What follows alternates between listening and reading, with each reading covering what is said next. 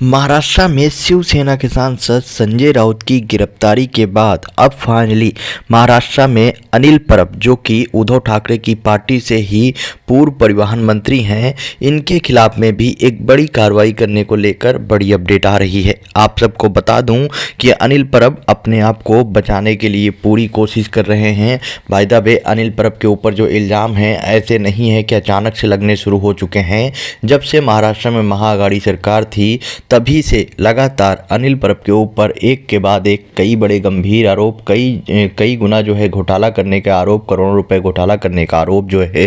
वो उनके ऊपर लगाया गया। लेकिन अगर बात की जाए अनिल परब की गिरफ्तारी, तो अभी तक संभव नहीं हो पाई है। लेकिन इन्हीं सब चीज़ों के बीच में अनिल परब के खिलाफ में एक बड़ी कार्रवाई करने को लेकर एक अपडेट आ रही है, जिसके बारे में मैं आपको आगे वीडियो में बताऊंगा। सबसे बड़ी बात कि आप लोग देख रहे होंगे पिछले काफ़ी टाइम से जब भी अनिल परब के खिलाफ में कोई बड़ी कार्रवाई होती है तो वो देखने को ये मिलता है कि उसमें एक व्यक्ति का इन्वॉल्वमेंट जो है सबसे ज़्यादा रहता है, और वो कोई और नहीं बल्कि बीजेपी नेता किरीट सोमैया है। बीजेपी नेता किरीट सोमैया जो है पूरी तरह से हाथ धोकर पीछे पड़े हुए हैं अनिल परब के, जिसकी वजह से अनिल परब की मुश्किलें जो है काफ़ी ज़्यादा बढ़ती हुई नज़र आ रही है। और सबसे बड़ी बात कि यहाँ पर ना सिर्फ अनिल परब जो है बुरी तरीके से फंसते हुए नजर आ रहे हैं, अब अनिल परब की वजह से महाराष्ट्र के पूर्व सीएम उद्धव ठाकरे की भी मुश्किलें जो है बढ़ रही है, क्योंकि बीएमसी का इलेक्शन होने वाला है। और बीएमसी इलेक्शन से पहले इस तरह से डेली जो है एक के बाद एक नए खुलासे और उनके बड़े मंत्रियों और बड़े पूर्व मंत्रियों और विधायकों के खिलाफ में,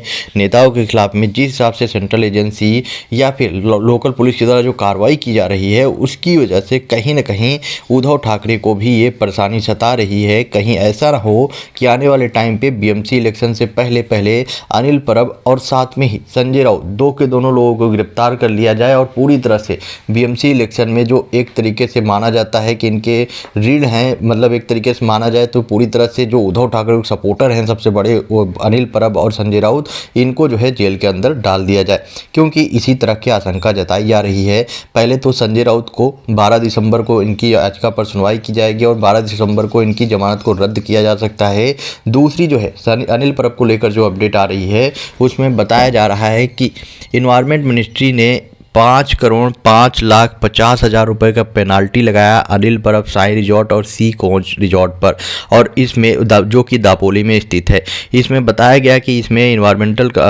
जो है इन्वायरमेंट को डैमेज किया गया था, क्योंकि यहाँ पर सीआरजेड जोन के अंदर में रिजॉर्ट बनाया गया था, जिसकी वजह से इनके खिलाफ में फाइनली इन्वायरमेंट मिनिस्ट्री ने 5,05,50,000 रुपये का पेनाल्टी भरने के लिए बोला है। मतलब कि एक तरफ जहां पर अनिल परब ये दावा कर रहे हैं कि उनका इस पूरे के पूरे साई रिजॉर्ट से कोई कनेक्शन नहीं है, वही इन्वायरमेंट मिनिस्ट्री की तरफ से इनके खिलाफ में, साई रिजॉर्ट के खिलाफ में और सी कोच के खिलाफ में सीधे 5,05,50,000 रुपये का पेनाल्टी जो है भरने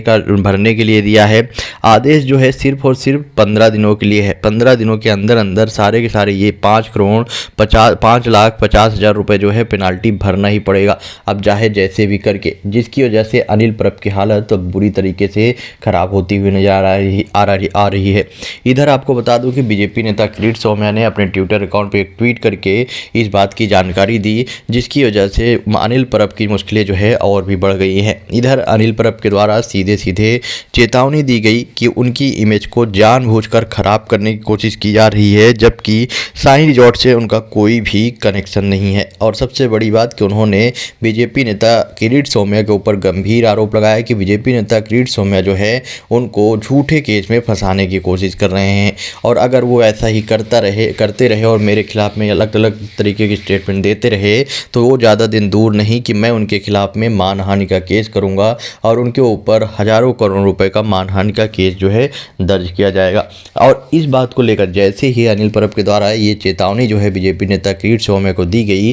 तुरंत ही बीजेपी नेता किरीट सोमैया ने इसका रिप्लाई भी दिया, और उनके द्वारा बोला गया कि मैं आपको चाहता हूं कि आप मेरे खिलाफ में जाकर मानहानि का केस दर्ज करिए। मैं आपसे नहीं डरता, क्योंकि मेरे पास में आपके खिलाफ में सबूत है। मैं ये जो भी आरोप लगा रहा हूं आपके ऊपर कोई झूठे आरोप नहीं है, बल्कि मेरे पास में आपके खिलाफ में सबूत हैं, जिस सबूत की वजह से मैं आपके खिलाफ में ये सारे के सारे एविडेंस भी प्रस्तुत कर रहा हूँ और आपके खिलाफ में हम जो है इस तरह के आरोप लगा रहे हैं। तो आप चाहें तो हमारे खिलाफ में मानहानि का केस करिए, या जो भी चाहे आप वो केस कर सकते हैं, हमें किसी भी चीज़ से डर नहीं है। उसके बाद अब जो है कि बीजेपी नेता किरीट सोमैया के द्वारा एक और खुलासा कर दिया गया और कुछ डॉक्यूमेंट भी शेयर किए गए, जहां पर सीधे सीधे उनके द्वारा कनेक्शन दिखाए जा रहे हैं कि किस तरह से साईं रिजॉर्ट के साथ में अनिल परब का कनेक्शन है और किस तरह से इन्होंने CRZ जोन का उल्लंघन किया है। और अब बताया जा रहा है कि जल्द ही अनिल परब के खिलाफ में भी कार्रवाई की जाएगी और इनके ऊपर भी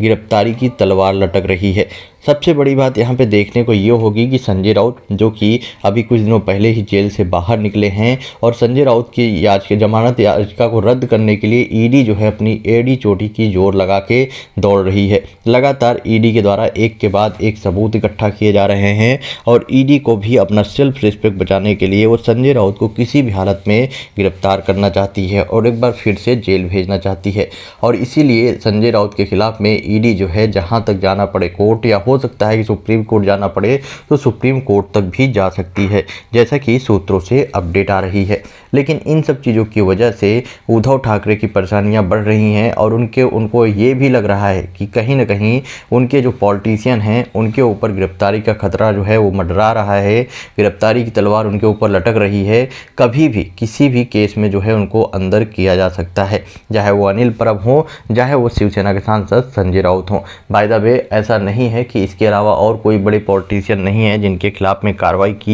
नहीं की जा सकती। ऐसे बहुत सारे पॉलिटिशियन हैं जिसके खिलाफ में हो सकता है कि आने वाले टाइम पे कार्रवाई जो है वो हो सकती है। लेकिन यहाँ पर कहीं ना कहीं बीजेपी और एकनाथ शिंदे का जो मेन मकसद होगा वो यही दो होंगे, क्योंकि अनिल परब और साथ में ही संजय राउत जो है कहीं ना कहीं उद्धव ठाकरे के सबसे ज़्यादा करीबी हैं और महाराष्ट्र में इनकी एज कम्पेयर टू और नेताओं के इनका जो है ज़्यादा पकड़ है, ज़्यादा मजबूत है, खास करके संजय राउत की। तो कहीं ना कहीं से यहाँ पर संजय राउत और अनिल परब को लेकर उद्धव ठाकरे जो है वो भी पूरी तरह से चिंतित हैं कि आने वाले टाइम पे कुछ भी हो सकता है। इधर बात की जाए आदित्य ठाकरे की, तो आदित्य ठाकरे लगातार जो है मैदान में हैं और उनके द्वारा पूरी कोशिश की जा रही कि शिवसेना में एक बार फिर से नया जोश भर दिया जाए, जिससे कि आने वाले टाइम पे BMC इलेक्शन में अच्छे खासे वोट से वो जीत सकें, खास करके टक्कर तो दे ही सकें बीजेपी को, और खास करके उससे तो बीजेपी से तो आगे निकल पाए, ऐसा जो है पूरी कोशिश की जा रही है। इसके पीछे का एक बड़ा रीज़न है क्योंकि पिछले काफ़ी सालों से